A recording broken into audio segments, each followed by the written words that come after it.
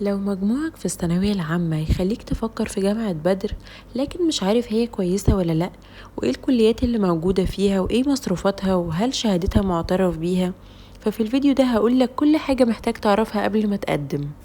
النهاردة هنتكلم عن واحدة من أشهر الجامعات الخاصة في مصر وهي جامعة بدر، وهقولك كل المعلومات اللي أي طالب في ثانوية عامة محتاج يعرفها. جامعة بدر أو البي يو سي هي جامعة خاصة موجودة في مدينة بدر بمحافظة القاهرة، وتأسست سنة 2014، وهي معتمدة من وزارة التعليم العالي، وبتمنح شهادات معترف بيها داخل مصر، وبتضم عدد كبير من الكليات في المجالات الطبية والهندسية والإدارية والإنسانية. مكان الجامعة موجودة في مدينة بدر على طريق القاهرة السويس، وقريبة من العاصمة الإدارية الجديدة، وبيوصل لها مواصلات من القاهرة والجيزة ومدن كتير.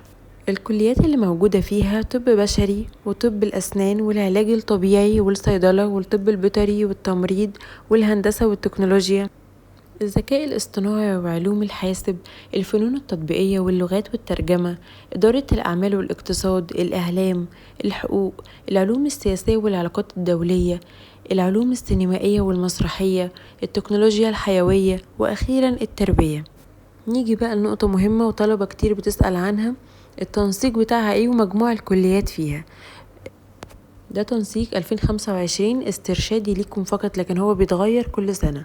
الطب البشري 79%، طب الأسنان 77%، العلاج الطبيعي 75%، الصيدلة 71%، الطب البيطري 71%، الهندسة 68%، الحاسبات والذكاء الاصطناعي 60%، التمريض 55%، إدارة الأعمال 55%، الإعلام 55%، الحقوق 55%، اللغات والترجمة 55%، وأخيرا الفنون التطبيقية 55%. وخلوا بالكوا هي بتتغير كل سنة على حسب التنسيق اللي بينزل. نقطة مهمة برضو كتير مننا بيسأل عنها، المصروفات. هقول المصروفات بشكل تقريبي عشان هي بتتغير كل سنة.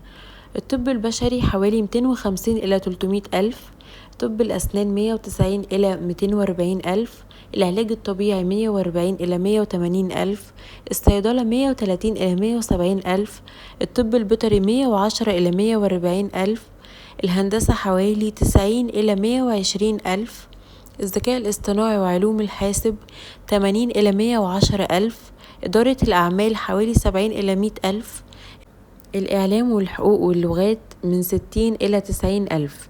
ولازم ترجع للموقع الرسمي وقت التقديم لأن المصروفات بتتحدث سنويا. نيجي بقى لنظام الدراسة. الدراسة بجامعة بدر بتعتمد على المحاضرات والسكاشن العملية والمعامل الحديثة، التدريب العملي خاصة في الكليات الطبية، ونظام الساعات المعتمدة في عدد من البرامج. طيب هل الشهادة أصلا معترف بيها؟ طبعا معترف بيها. الجامعات معتمدة من وزارة التعليم العالي، والشهادة معترف بيها داخل مصر، ويقدر الخريج يكمل دراسات عليا أو يقدم للنقابات المهنية وفق شروط كل كلية. لو هنتكلم عن مميزات الجامعة، فإن هي فيها عدد كبير من الكليات ومعامل وتجهيزات حديثة، اهتمام خاص بالتدريب العملي، موقع قريب من العاصمة الإدارية، وجود أنشطة طلابية متنوعة، برامج حديثة في مجالات التكنولوجيا والذكاء الاصطناعي. طيب عيوبها، المصروفات بصراحة مرتفعة شوية مقارنة بالجامعات الأخرى. مصاريف بعض الكليات الطبية من أعلى الجامعات الخاصة أصلا. لازم تقارن بين الجامعة وغيرها حسب الكلية اللي انت عايزها، مش حسب اسم الجامعة فقط. مين يقدر يقدم على الكلية؟